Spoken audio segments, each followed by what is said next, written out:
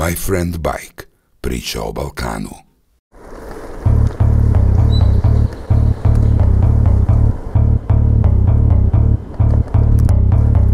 U drugom filmu iz produkcije My Friend Bike, nakon što je prošao većinu nacionalnih parkova i parkova prirode Hrvatske, Marin Bukljaš ima još ambiciozniji san.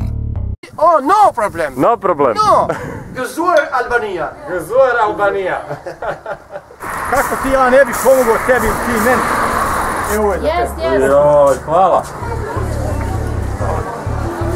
Put dugačak 2000 km kroz većinu zemalja bivše Jugoslavije prožet je brojnim nedaćama.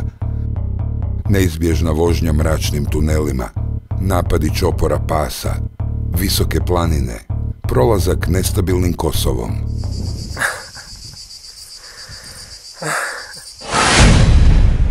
My Friend Bike, priča o Balkanu.